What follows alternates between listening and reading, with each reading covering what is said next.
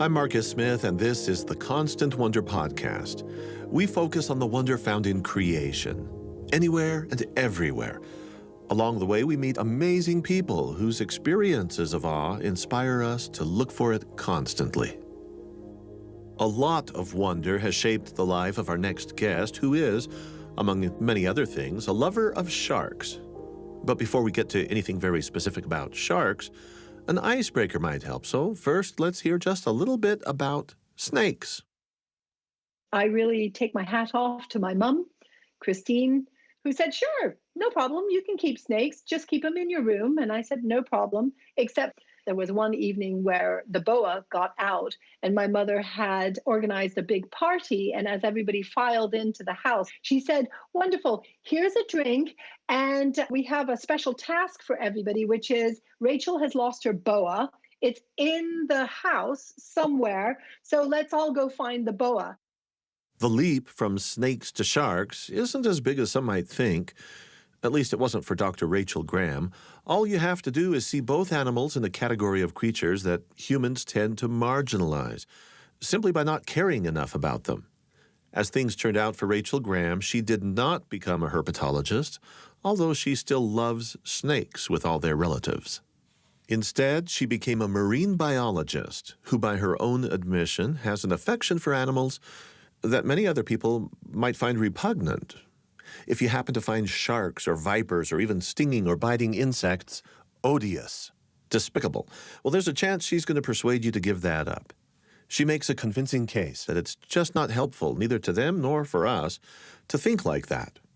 Her life mission seems to be to safeguard marine habitat where animals like sharks can thrive. And knowing she can't do it single-handedly, she persuades others to join alongside her. In this episode, as you listen to Rachel Graham tell how she became fully absorbed in the lives and well-being of animals at risk, sharks in particular, I suspect you'll get a little absorbed too. It's almost inevitable because she's so devoted to these creatures. I think I've always been drawn to marginalized animals in part because I'm an only child and I'm very, very curious, but I make friends very, very easily. But I have a very strong sense of empathy and compassion, and I can never understand why people can be so utterly horrid about certain wildlife. Now, we can't include cockroaches in there. That's where I draw the line. But with bats and snakes and sharks, of course, people have this, to me, this horrific, irrational fear of them. And I like to try and understand why, especially when they're really not out to get you and they're highly evolved animals who are coexisting with us on the planet. Rachel Graham's sympathy is far-reaching across a number of at-risk species, from loggerhead and hawksbill turtles to hammerheads and giant manta rays. I should mention skates and sawfish, too, close relatives of sharks and rays with their skeletons of cartilage. They're all called elasmobranchs, but more about that later. Rachel is founder and executive director of a nonprofit called MarAlliance, which works to preserve the habitats on which these and other marginalized marine animals depend.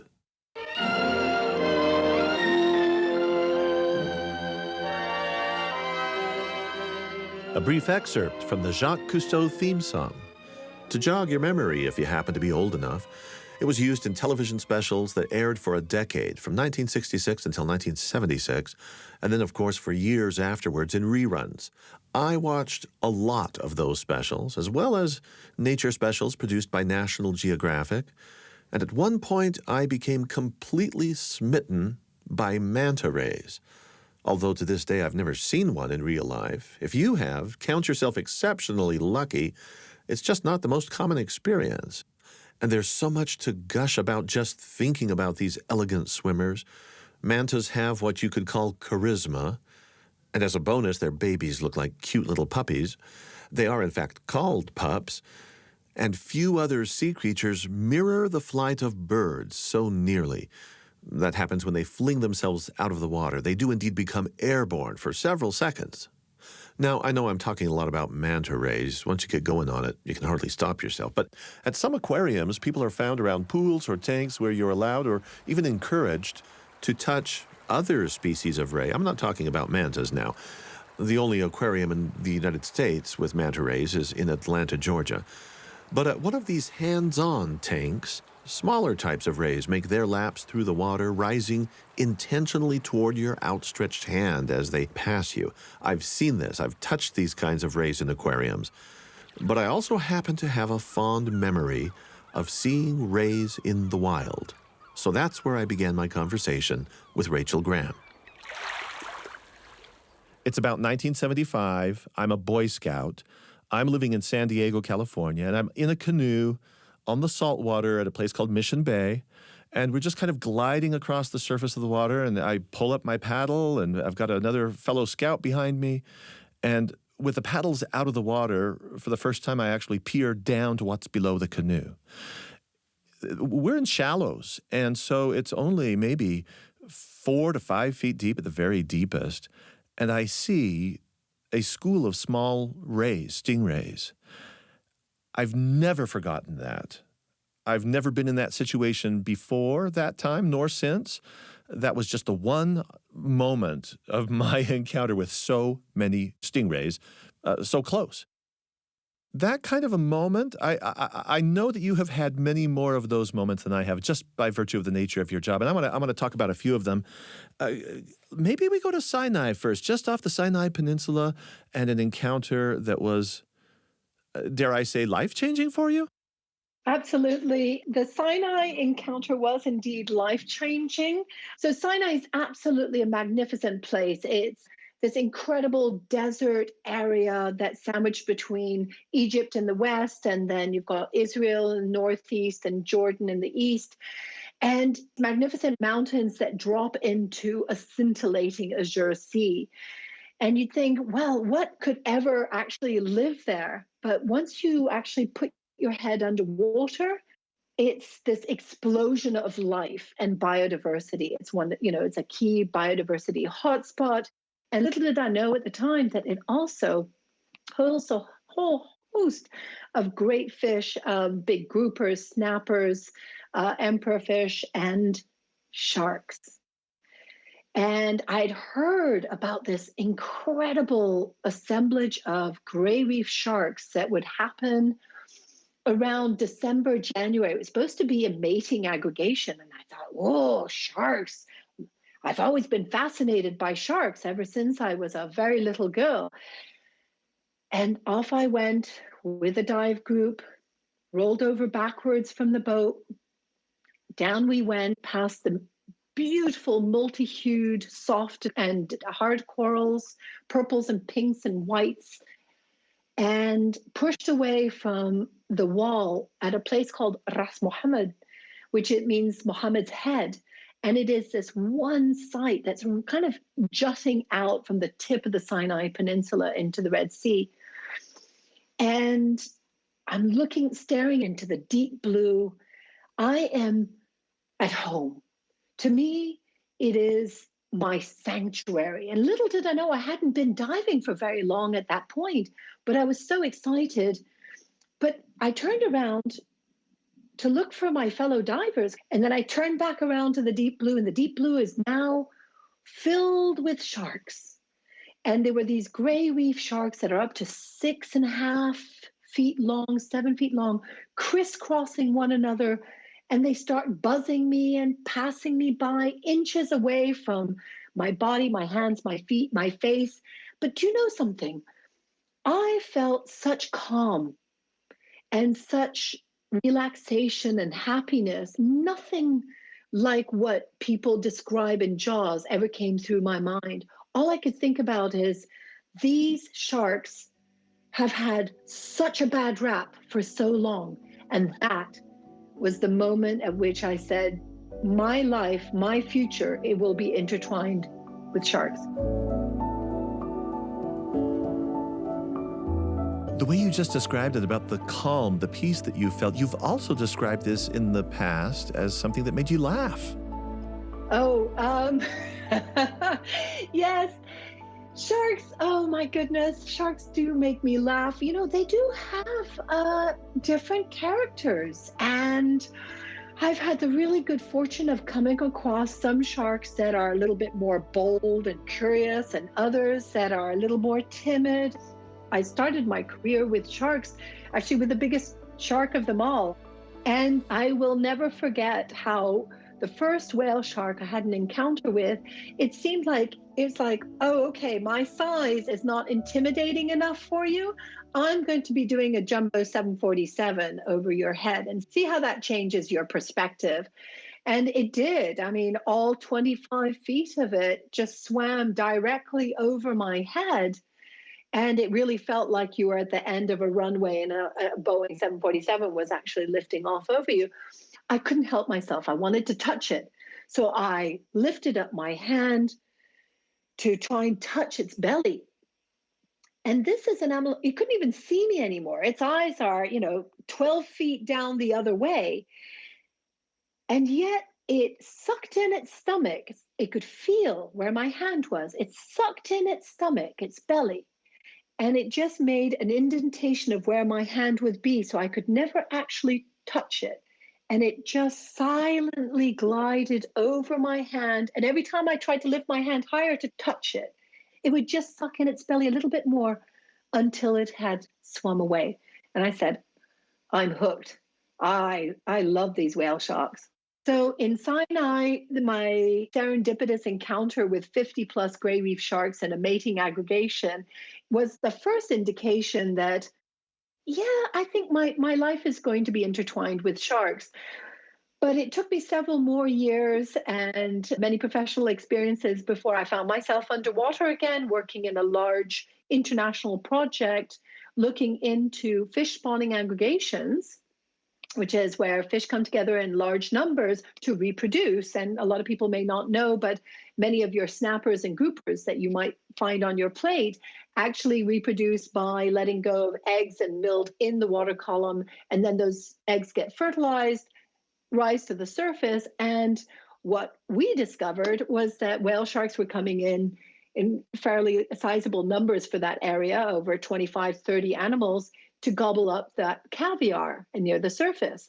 And it was during that particular project that I completely fell in love with whale sharks. And we found out a lot more about this largest of fish. Was it there near Belize where you talk about a whale that had this strange habit of poking people's bellies with its face, its mouth or something? Oh, Mr. Facey. Ah, yes. What an amazing whale shark. And I even managed to capture Mr. Facey on film. So, whale sharks can be quite curious, and they're certainly not really scared of anybody. The only things they seem to be rather scared of are orcas, actually, as we've come to discover more recently. And one day, he was about 18, 20 feet long. One whale shark came up. He was a juvenile male and maybe looking for a date, who knows? But he came up and decided to swim directly towards my two assistants at the time, Julie and Mia. And he kind of looked at them, gave them the small eye, an eye, by the way, which is indeed very small. And it's a little bit spooky because they can roll their eyes back into their head. No kidding. And he decided, okay, I've seen enough of them, and swam over to me. And I'm there with my camera gear and everything. And he proceeds to park his snout right in my belly. And we're at 70 feet deep. I'm thinking, this is a very odd first date. And he just sits there 70 feet deep. I love to do my Mr. Facey talk, which is, hello, what's this? And I'm kind of like, dude, really, I need to kind of move away from here. But he wouldn't let me go down or move to the side. So I ended up having to climb over his head. And that meant that I was literally crawling on the top of his lovely 5-foot broad head that's speckled with white dots, and it just lovely, lovely design. And pushing off of his first dorsal fin. And do you know what? He just hung in the water with this kind of like, where'd she go? Oh, where'd you? And then he'd like, oh, there you are. And he'd swim back around and he'd do the same thing to me again. And he did this 3 times until I practically ran out of air. And I found I had to go up to the surface. So they can be very curious. They're very attracted to electrical stimulation, which he's probably getting that from the strodes on my cameras, etc. But it was interesting that he did that to me, not to the assistants. And I love Mr. Facey, and we've seen him occasionally around the Western Caribbean. Over time, Rachel got to know this creature better, and the name Mr. Facey always seemed apt. It's a description of someone who's cheeky, someone with an attitude, and the name just stuck.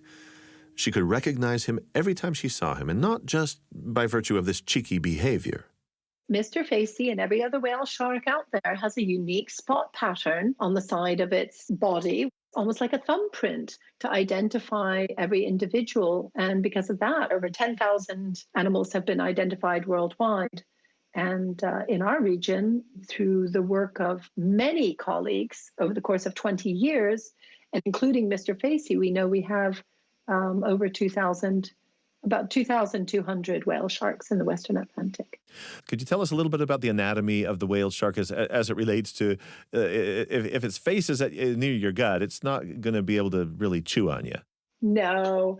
So whale sharks are, being the largest fish in the sea, remarkably, there's an inverse correlation with the size of the food that they can eat. And usually they can't ingest anything larger than the size of your finger down their gullet. And they are mostly planktivorous. And so that means that they're straining plankton out of the water, and then they're kind of coughing it into the gullet and swallowing it. They can also eat fish eggs. They eat small jellyfish, small squid, and such. But really, they pose no threat to people.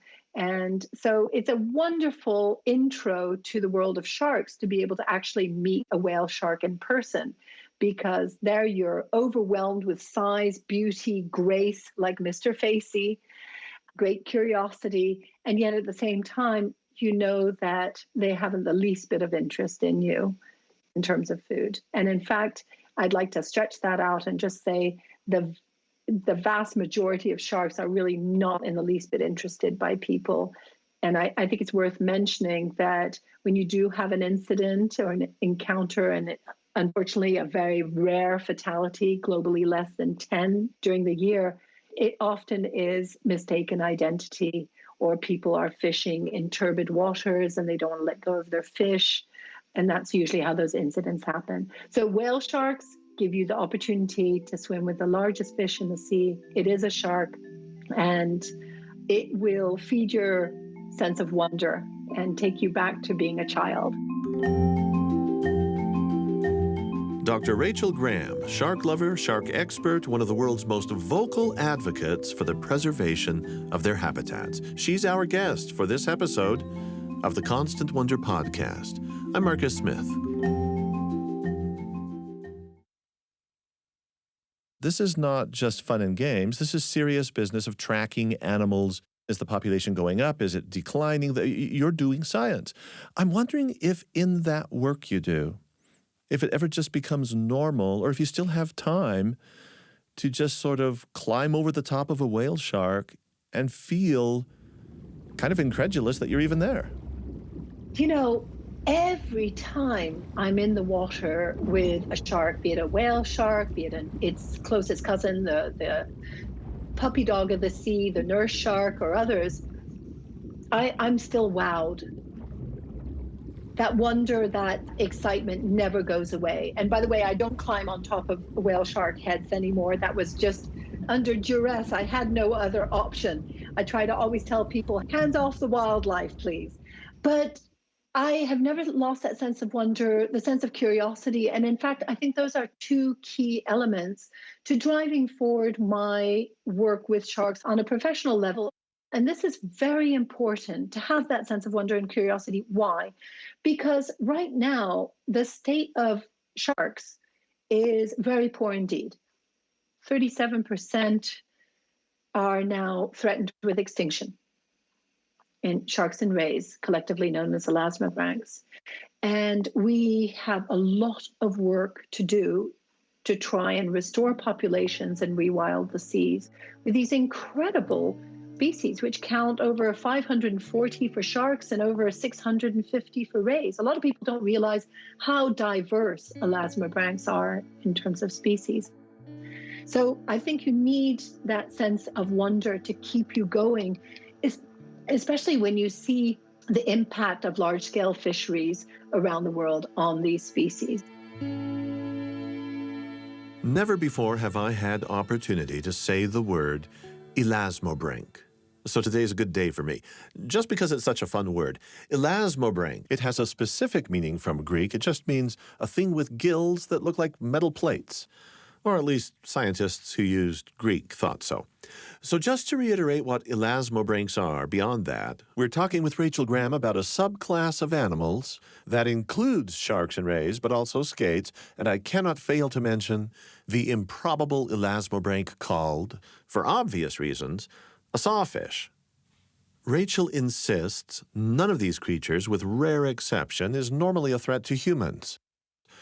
But like many other people, I do fear stingrays, and sawfish, I'm assured, are docile. But man, that appendage for a nose that looks like the most wicked chainsaw anybody's ever seen, it could easily bring on a nightmare or two. All of these sea creatures have populations under intense pressure, many of them critically endangered. Elasmobranchs first emerged over 455 million years ago, which makes them actually far more ancient than the early dinosaurs, insects, mammals, or even trees. But sharks and company are on the ropes now. And if you know even just a little bit about ecological history, it probably didn't have to be this way. A little story here just to illustrate why. In my youth, I was all but spellbound by an account of an expedition, the Thor Heyerdahl Kon-Tiki expedition of 1947. They went from Peru to Polynesia. Kon-Tiki was essentially a raft of balsa wood with a sail. You may remember a 2012 motion picture about it all. The promotional images for that film featured an enormous, charming whale shark that bonded with the raft and swam along for quite some time.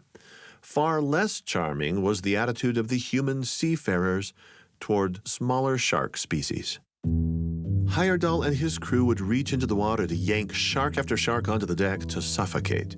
He wrote that they were clearing the water of sharks to be on the safe side, in case any one of us should fall overboard. Now, I'm not exactly sure how big that slaughter really was, but there's another type of regularly targeted fish that first caught the attention of a horrified young Rachel Graham. It became an indelible memory for her that she's told about fairly often. If you've never felt sympathy for tuna, Rachel's story could upend that for you.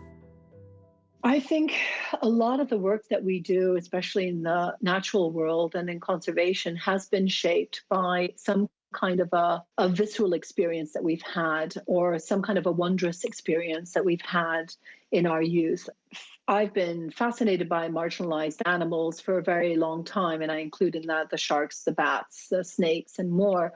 But I'll tell you something that was a gut punch to me.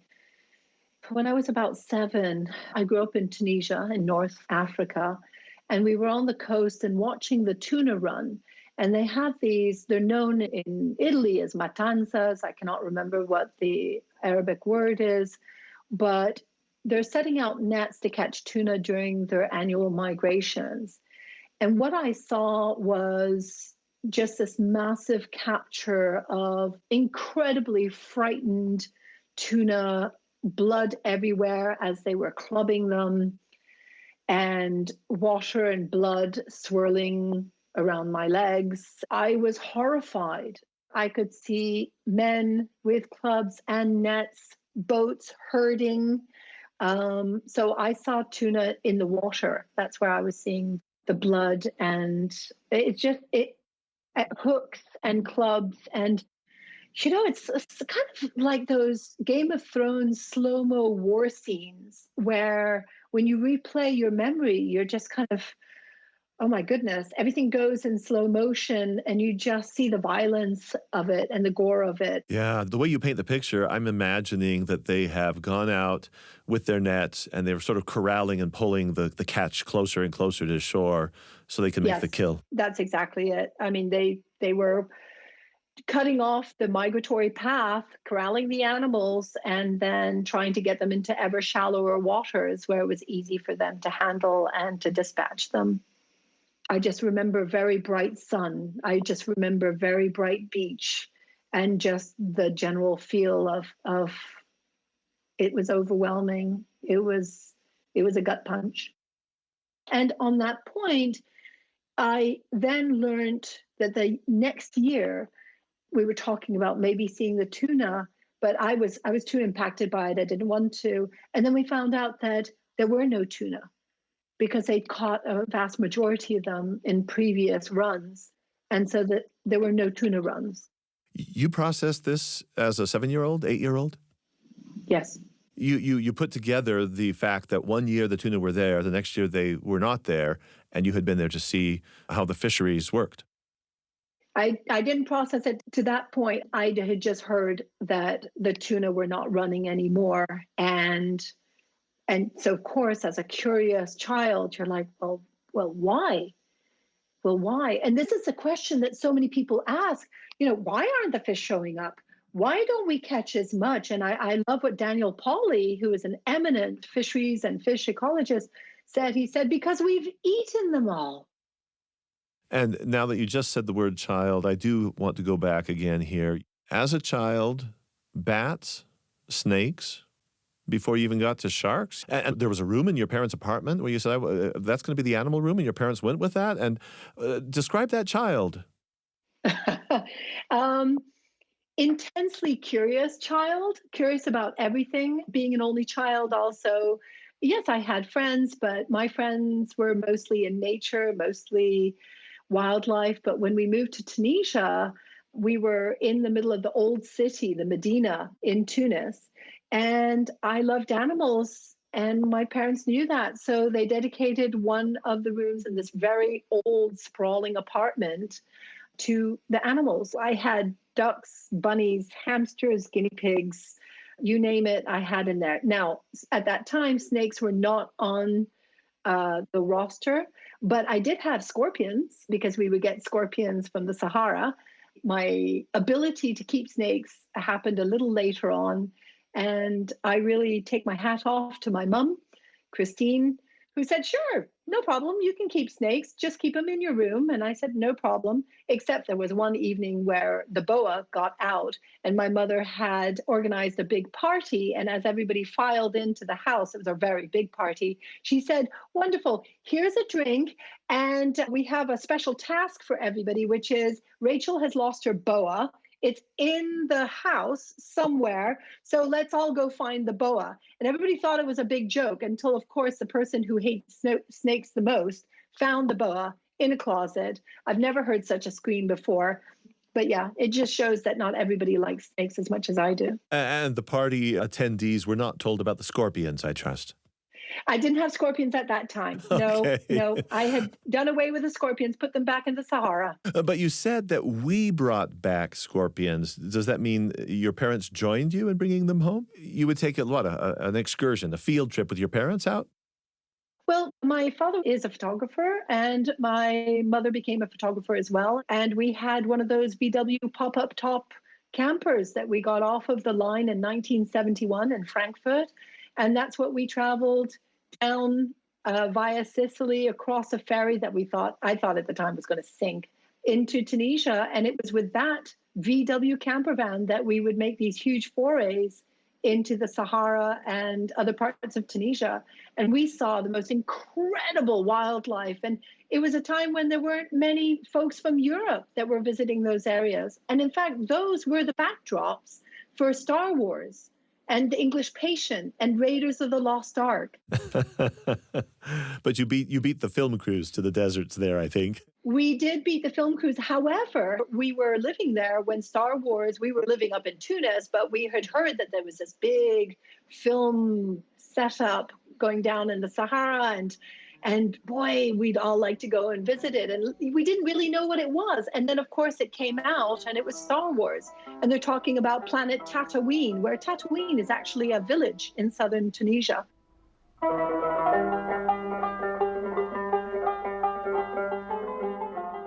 If wonder didn't first well up during childhood, well, nobody would use the expression childlike wonder.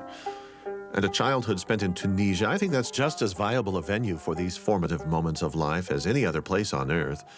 We're going to hear more from Rachel about her early encounters with the enchantments of nature, the sorts of things that eventually tugged her as a grown-up in the direction of marine biology. I'm Marcus Smith, and this is the Constant Wonder Podcast.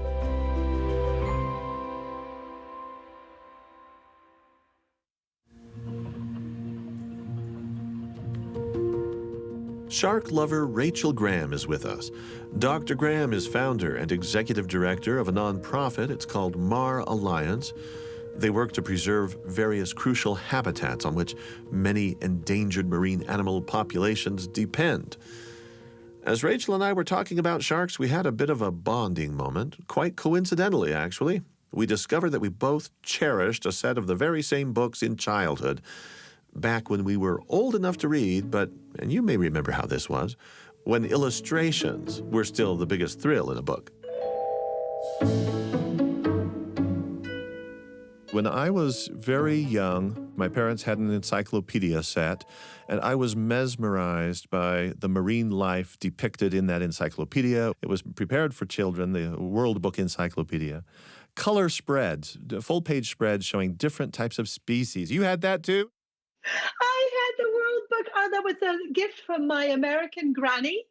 And we got it shipped over to Tunisia. And the World Book Encyclopedia was my world. I'm an only child. And so I spent years devouring it from A to Z. Yes, and what you do at a certain age is you're overwhelmed by the pictures.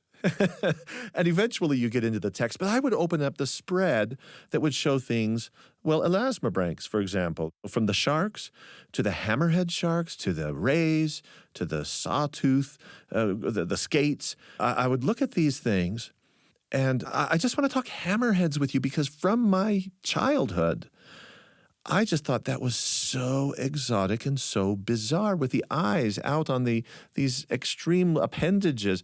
What on earth is going on with a hammerhead? Oh, I absolutely love hammerheads. I mean, of course, whale sharks have a special place in my heart, but hammerheads, oh, so well evolved. That head, known as a cephalofoil, the very odd head that you've seen in Pirates of the Caribbean, all kinds of people reproduce them in every way, shape, and form. But they're highly evolved to be able to smell chemical trails, for example. So you've got your olfactory bulbs that are far apart, and they're able to actually follow a chemical trail because there's distance between the two nares where the water is flowing through, and they're getting the sense of what's in the water. And they're better able to triangulate where their prey might be. Those heads also provide them with lift.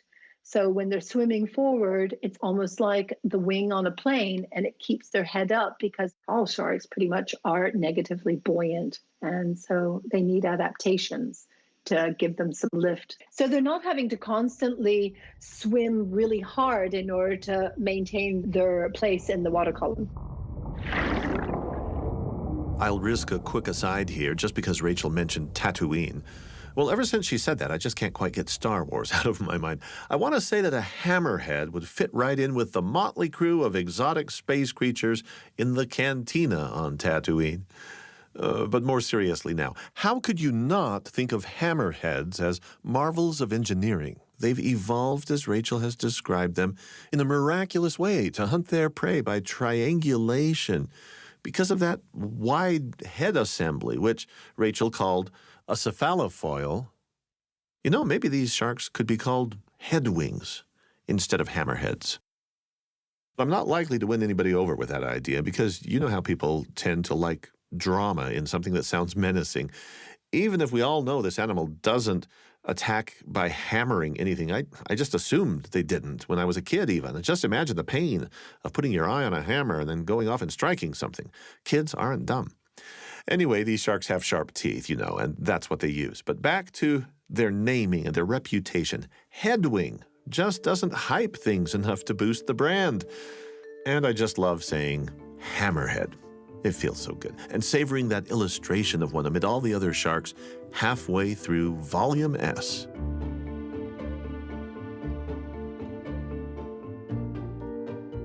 If Dr. Rachel Graham has taken such delight in hanging out with animals that often get shunned, we're now going to turn our attention briefly to one of the most shunnable of sharks, unless I suppose you happen to be a fan of, an animal like a pit bull. The bull shark actually looks ever so slightly like a pit bull, IMHO, or at least has a reputation just as fierce. Yet, for all of that, Rachel has a warm spot in her heart for this creature, which is considered by many to be the third most dangerous of sharks, coming in after tiger sharks and great whites. Just a few days ago, I was diving off of the World Heritage Site, also known as Coiba National Park, and it is a biodiversity hotspot for Panama. Roll over backwards, I go down. The water is a little bit greenish. It's quite cool, actually. There's a thermocline, so it's going down to about 19 degrees, which is generally speaking pretty cool at this time. I'm very quietly settling myself on the bottom because what I'm hoping to see is one of my other favorite sharks. I think all sharks are favorites, but they're another favorite shark. And these are bull sharks. And sure enough, in no time flat, one bull shark starts sweeping by. It's about 6 feet long, another one 7 feet, another one about 6.5. And before I had to move on to another site to check on one of my acoustic receivers, I'd seen 5 bull sharks in the end. It was absolutely fantastic and not in the least bit interested in us, just probably looking for some good fish to feed on, and swooped by, checked us out, and then went on their merry way.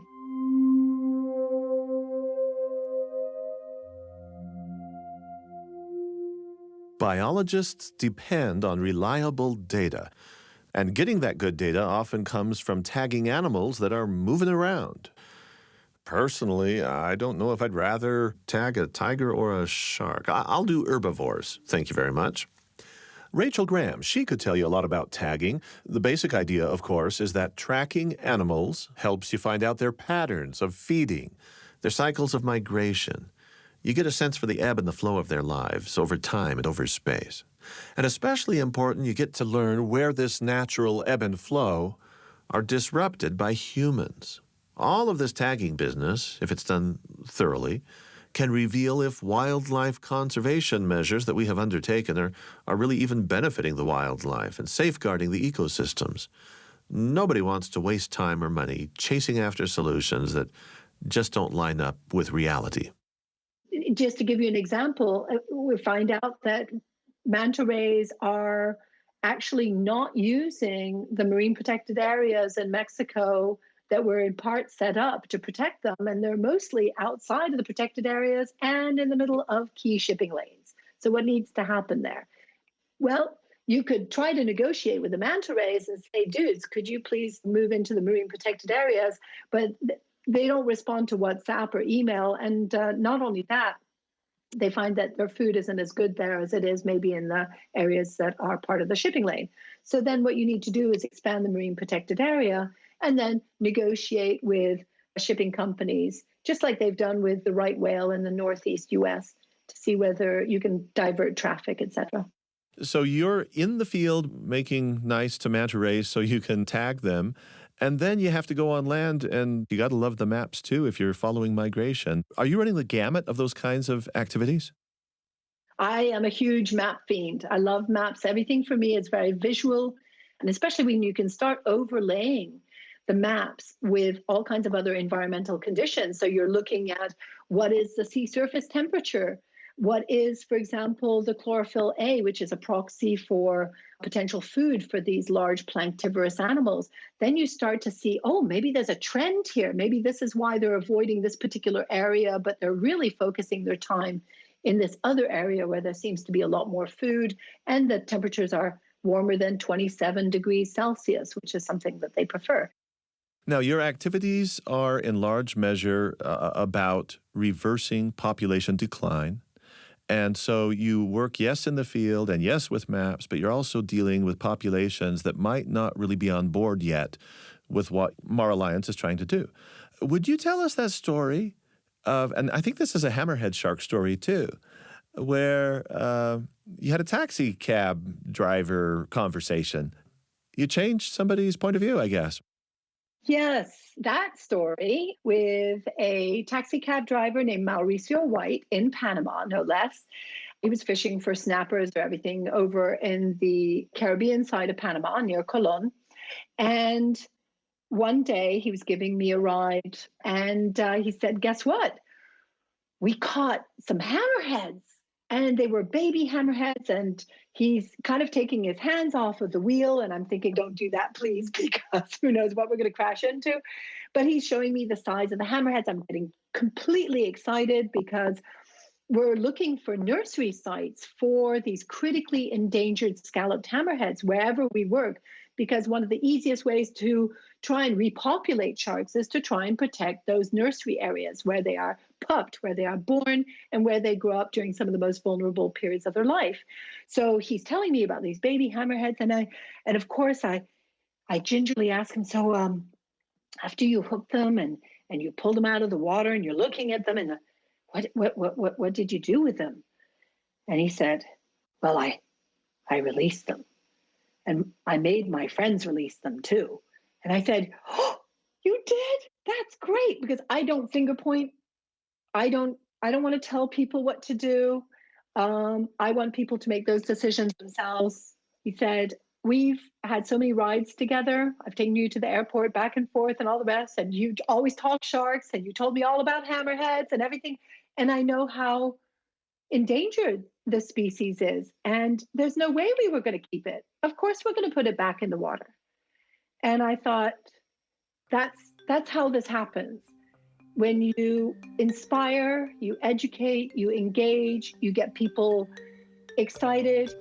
In his spare time when he goes fishing, he's taking down data for us and letting us know what he's finding, what he's seeing, so that we have more eyes, more people, more excited people out there who actually want to conserve their own resources as Panamanians. I asked Rachel to tell me more about building alliances with others, mostly about her approach, because she seems to be unusually successful in winning others over to wildlife conservation. It's just an approach that full credit to my mother. She would take me into the field with her work and with women and micro-enterprise in the Middle East and North Africa and other parts of Africa. And it's an approach where you put yourself into other people's shoes, which should be the basis of any good social or micro-enterprise work. You listen, you address priorities, and you try to come up with win-win strategies. My big focus is I really want us in MarAlliance, my organization and my team, to be a big part of rewilding the seas with long-lived, threatened marine megafauna like sharks and rays and turtles and such. But that is not always the priority for the communities we work with. And we work with communities because they're on the front line of any conservation efforts. If they're not engaged, if they're not on board, then you haven't a hope in hell for sustainable conservation. So it's taking what I learned with my mother on the terrestrial realm and then applying it really in the marine realm.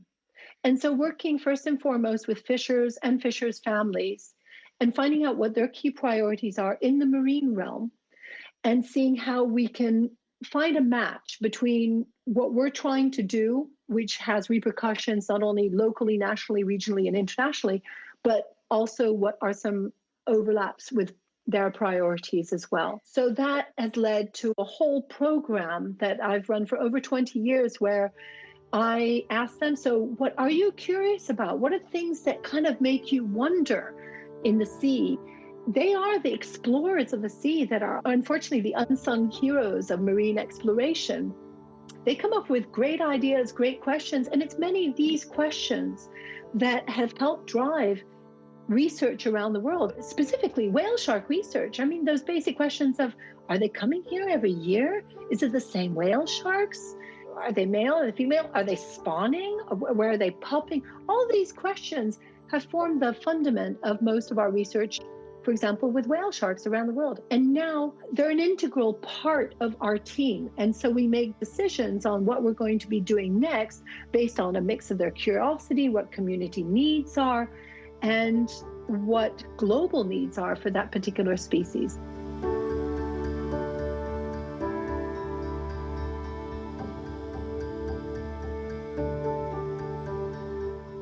As I learned more detail about sharks from Rachel, two things emerged quite clearly for me, kind of like dorsal fins jutting up out of the water.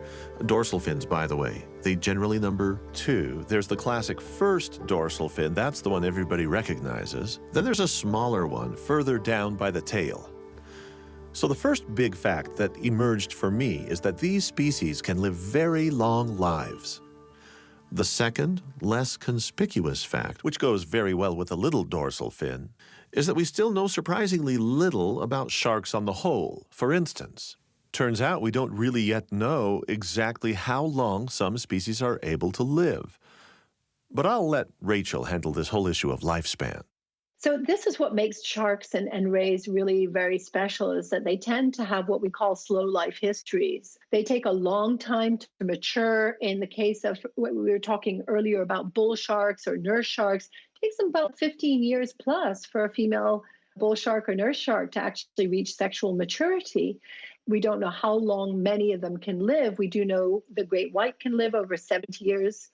We're able to estimate at least 100, potentially over 130 years for a whale shark. But really, the winner takes all species is the Greenland shark, which by measuring the eye lens or doing a dating method on the eye lens, which doesn't change over time, they were able to determine that Greenland sharks can often reach over 400 years in age. And potentially, because there's a margin of error in the dating approach, they can potentially reach at least 540 years. And the thinking is that they're not reaching sexual maturity until 150 years. So I always like to say, imagine you have to wait 150 years for your first date. People can do the math. That's why we're seeing such horrific declines in sharks. And there's another thing to remember. As we develop these skills to age these animals, we're finding that many of the finfish, the fish that you buy in the supermarket, the red snappers, the barracuda and more, are actually a heck of a lot older than you could ever imagine. I've never spent any time considering the age of red snappers, but Rachel's mention of it, that led me to look it up. Do you want to take a guess? Recent research indicates they can live to be over 80 years old. Obviously, not all of them survive that long. And with very aggressive fishing, fewer and fewer these days get a chance. Some of these species, also, it takes them 2 years to gestate their young, and they'll have very few young. In the case of manta ray, it's a whole year, and most often they produce one pup, as we call them, that kind of shoots out like a little burrito or rolled up carpet, unfurls its wings, and then flaps off. Is that a live birth? It doesn't come out of an egg case? So most sharks and rays actually give live birth. About 70% of sharks and rays, so over 1,200 species, give birth live. And manta rays are one of them, coming out like a little baby burrito.